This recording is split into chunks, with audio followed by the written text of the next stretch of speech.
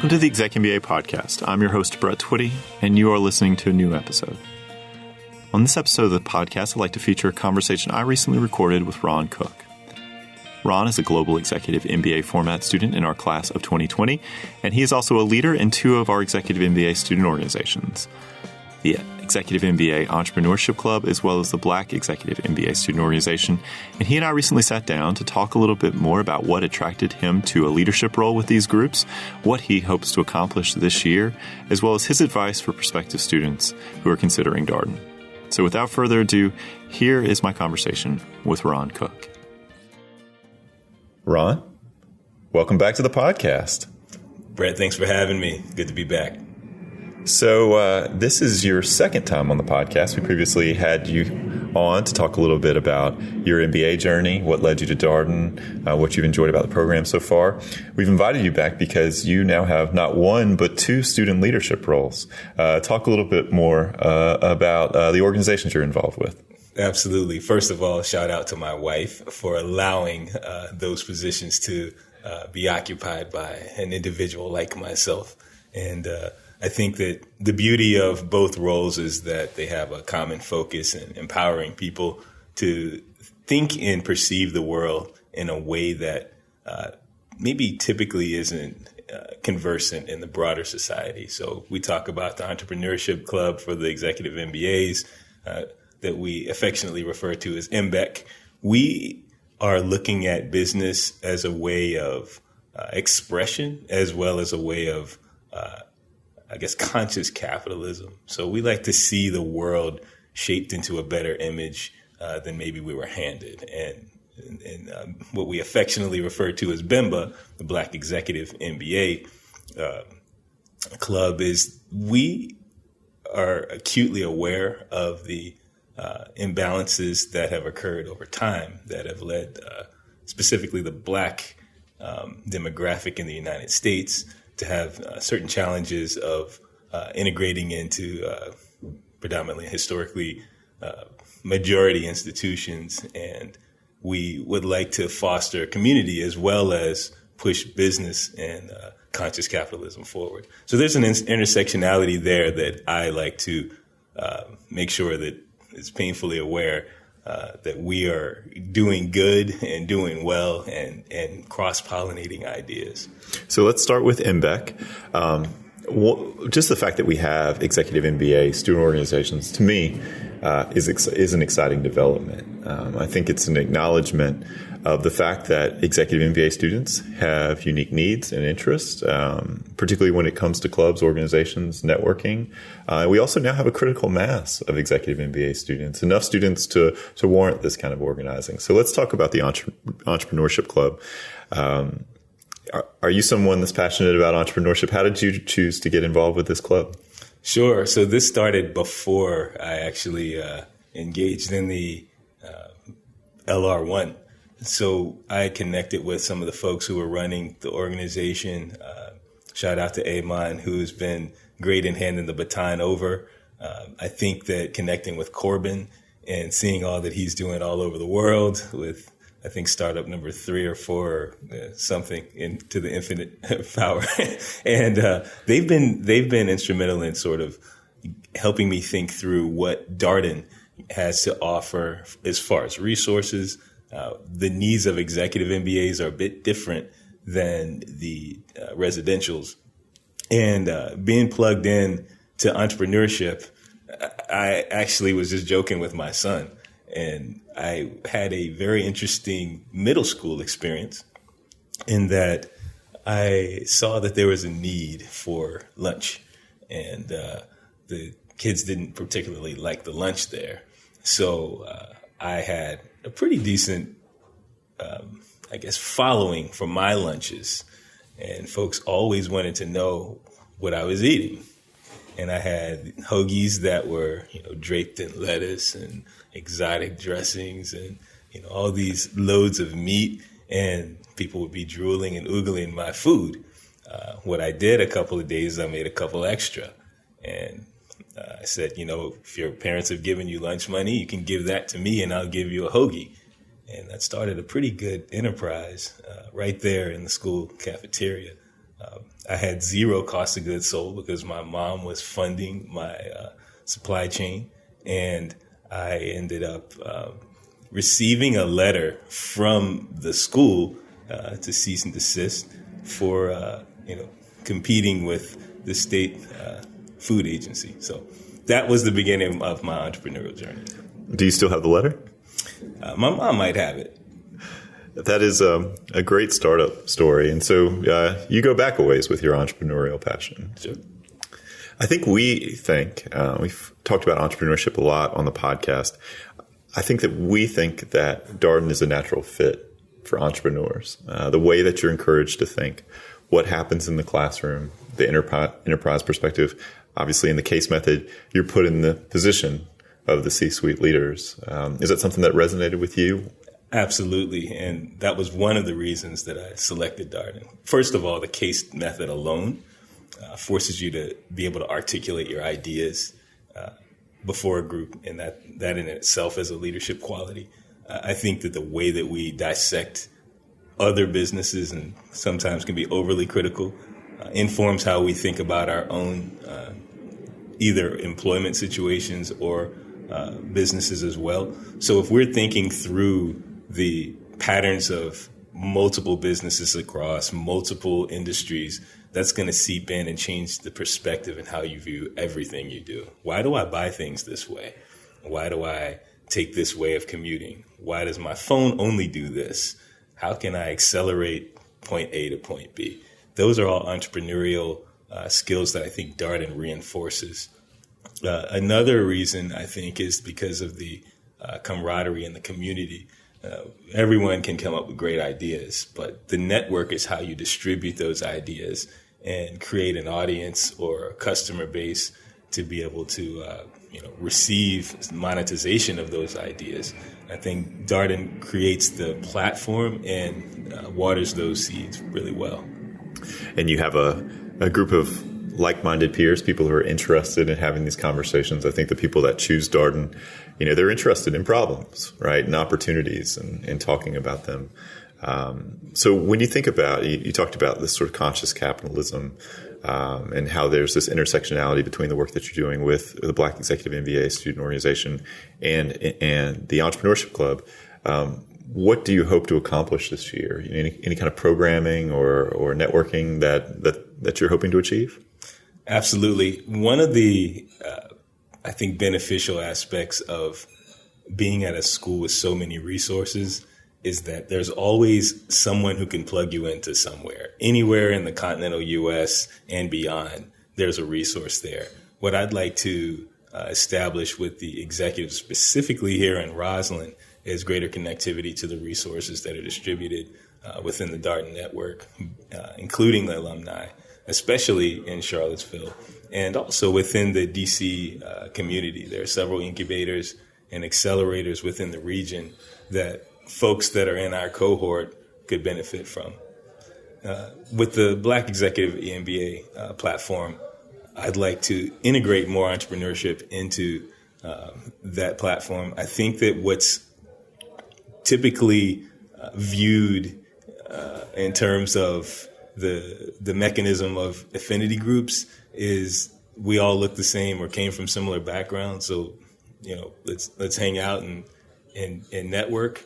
I think there's a benefit to plugging that network into the broader network and creating more velocity and exchange of ideas and resources. And these are folks that we're going to have relationships with for the rest of our lives. So having Black executives who are successful in building their own businesses is only going to help society as a whole.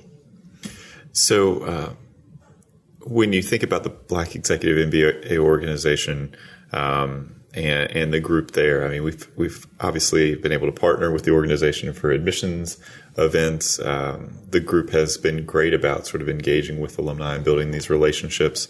And you've talked obviously a little bit about sort of expanding the mission of that. When you think about your leadership role, you say, all right, we're going to get to the end of the year.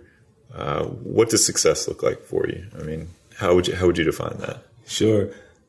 I would like for there to have been at least a Black business that's been supported, whether it comes organically out of our GEMBA group, or if it's in the greater network of the GEMBA cohort. For instance, how many times has there been say a black coffee company that had just as much flavor and opportunity and quality to be distributed throughout the U.S. as a typical mainstream brand, but for whatever reason the resources haven't met the opportunity properly, and it would be great to be able to spearhead operations like that and either put the wind behind those wings or to create something new that can be distributed. And I think you can do that within, a few quarters with the right minds behind it. We tend to bite off a lot here at Darden, and it would be great to have at least one business that's been either started, launched, or accelerated by the May 20 graduation date. Well, that seems like an achievable goal. I've been having some recent podcast conversations with students that are launching ventures, and it's always great to hear that, because part of that story is about what they're doing at Darden, the people they're meeting at Darden, right? You have essentially this consultancy available to you, and just the confidence that comes with doing this. So one of the things, you and I have many conversations about a lot of different things. I've always been struck by the fact that you are a very deep thinking individual and a very curious person. So the things that you talked about here are big ideas, not just capitalism, but conscious capitalism, promoting business in an inclusive way. When did these ideas become important to you? How did they become important to you? Have they always been important to you? Sure. So I think I started to see that entrepreneurship looked different in the media than how it looked in, say, my home. And these ideas have been important because I always wondered why people who look like me didn't seem to accelerate as quickly as maybe others. And I watched my mom ran a tax business for a long time, right? Along with her other, jobs, which is, I don't know, maybe the apple doesn't fall too far from the tree in that regard. And I would see her business and then I'd say, okay, well, these guys own a similar business and the economic profiles are completely different. Why? So that question mark led me to dig into business more and to dig into the social constructs that I might be unconsciously believing and buying into. So that led me to have a more challenging disposition towards those constructs. And what I see now is that there are ways that imbalance could be balanced, and it takes someone to raise their hand and say, hey, I'm not the only one who sees this. Let's take some action over here. And I think that what's been helpful is that Darden allows that creative thinking, and you get the tools to actually take action. I think that the seeds, going back to when, were probably sprinkled when I was going door to door in Oregon and I was trying to sell books. Okay, this is probably the least efficient way to distribute anything. But I started to understand that I could be doing anything with my summer, but instead I'm learning how to run a one-man shop. I mean, I didn't do it very well, but I know I could do it better. How does that happen? So there's a lot in what you just shared. And we have Darden faculty that are looking at some of those issues. Marilla Hernandez right now is looking at how investors evaluate entrepreneurial teams and looking at bias. She teaches in the ExecMBA program. David Tuvey just published a recent article about people tend to think about entrepreneurs in this kind of archetypal way, right? You think about the guru, the sort of genius, the gunslinger, these kind of larger categories. And entrepreneurs are not always that sexy or classifiable. There's a lot of hard work in the background. It's an iterative process. Many people's first idea is not the best idea, but you learn through all of that. We talked about your sandwich business. We talked about, selling books. What are some other entrepreneurial experiences that you've had that have kind of informed your thinking on these issues? Sure. You had an interesting comment in that the archetypal entrepreneur being a type. And I think the gunslinger one is probably the one that's most, propagated in the media. And I would almost argue that entrepreneurs are probably more risk averse. And it's about how you value risk. Do you want your income distributed among multiple sources or a single source, right? And you need both, right? As an entrepreneur, I need to hire people, right? But at the same time, I don't think it's more risky. I think it's where you're placing your risk and how you mitigate it. And I think what's informed my decisions and some of the other experiences is that I was able to take a step out on something that everyone else thought was a little weird. And I remember when I had just gotten laid off from a role, and I knew that my skill set was still valuable. So a couple calls later, I had my first couple of clients and sort of built a consulting practice based on what I was doing for another company. Now, most people would say, go find a job, right? And I'm thinking, well, if I was just doing that with a job and that was unstable, why wouldn't I do this for myself and stabilize my own income? And we can talk about what that did to my social life on a different podcast. Well, the gunslinger one, I think you're absolutely right.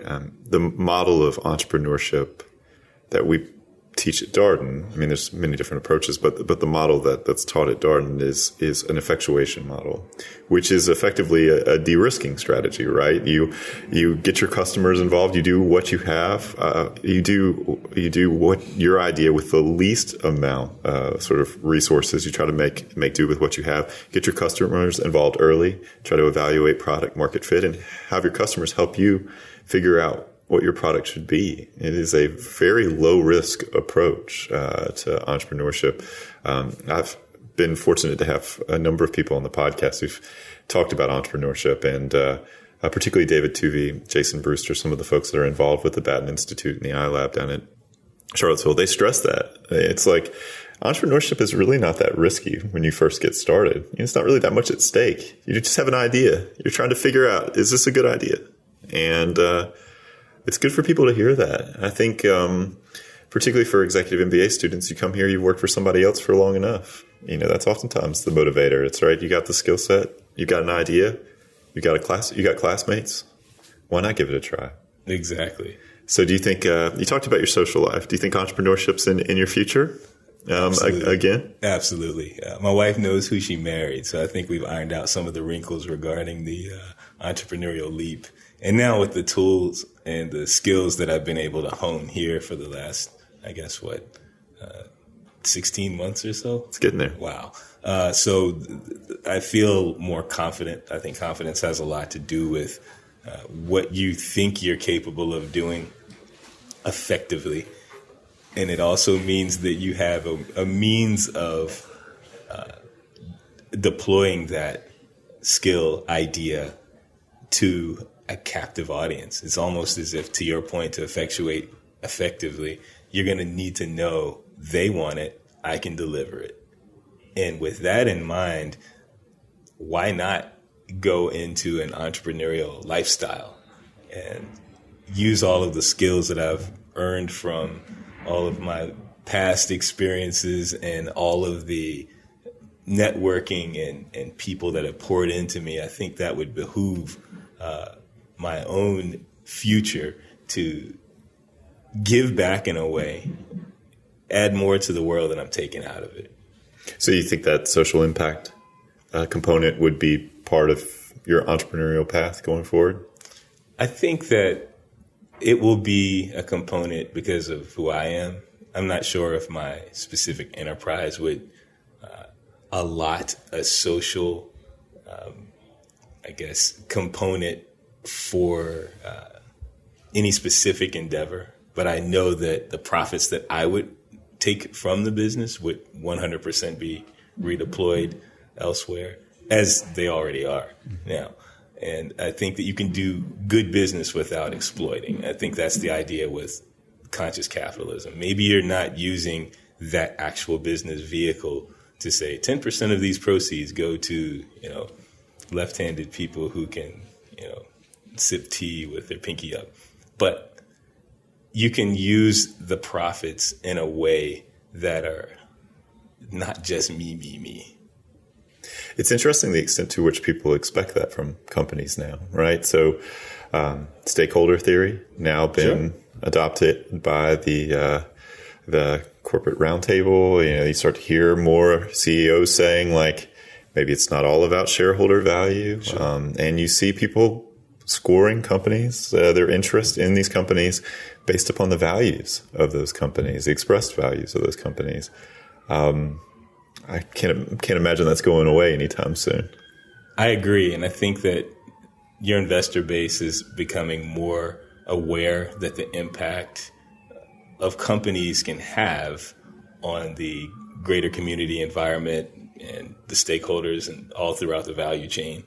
So if you exploit one piece, you're definitely going to pay for it. To me, that's just doing good business. It's not social impact. It's the way business should be. It's the way capitalism is supposed to work. I don't know if we've ever seen ideal capitalism. I think we've seen versions of capitalism that have been exploitive, and the exploited typically don't have a voice. And so once it's discovered, it's like, oh, we need to fix this. So I think that's a reaction to the pressure from investors and customers, your two sources of capital, one retained earnings, one in the actual capitalization of the enterprise, that are demanding we're going to do this well so we can beat our competition. You can't keep exploiting and stay ahead. That's a short-term focus. Yeah, you think so much of where, if I'm a very large company with a global supply chain, you have to believe that your customers are going to start putting increasing, even more scrutiny on the impact of that supply chain environmentally, the human cost of it. Where do these goods come from? What are the conditions for those people? It's obviously a very complex problem to try to solve. But I think just even thinking about, even engaging with it, and thinking about how can I make this better? You look at, some companies that have long been sort of active in this space, like Patagonia, for example. How people perceive that brand and the brand equity that they have suggests that there's a lot of future in that. Absolutely. So we always talk about books when we're together, and I don't get to talk about books as much on the podcast as I'd like. So I'm curious, Ron, you always got a few things percolating. What are you reading right now? Let's see. I finished Welcome to Lagos, and that was a interesting, it's fiction, but it's sort of discussing the machinations of, spoiler alert, this team of ragtag sort of importees into Lagos from other parts of Nigeria. And what was interesting about that is you start to see yourself in their thinking patterns. And they end up meeting up with this high-level dignitary who's kind of on a hideout and ends up... there's a lot of intrigue and mystique and mayhem that happens, but I think that it's very telling what we think about corruption and what we think about morality. And it tests those ideas. If you were in this situation, how would you respond? So that's a great one. And then I finished the economics of... I'll have to remember the title of this one, but this one was breaking the cotton industry down into the segments and all of the global forces that were a part of the distribution. Cotton was the oil of its day, right? And so you get a really good picture of how fortunes were made and where the capital came from to seed the world as we know it now. And so it'll be interesting to see what the oil of tomorrow will be. That's so very interesting. So a little bit of fiction, a little bit of nonfiction. Absolutely. Got to keep a good mix there. So I'd be remiss if I didn't check in about last time you were here. We talked quite a bit about a startup you were involved with in Kenya. Sure. How's that going? Is it still a going concern? It's a going concern, and it's interesting because we will actually have a global consulting project in Nairobi with that startup. So that's going to be fun. It'll be a group of 5 of us that will be working on a pretty large problem for that business, but things are going well.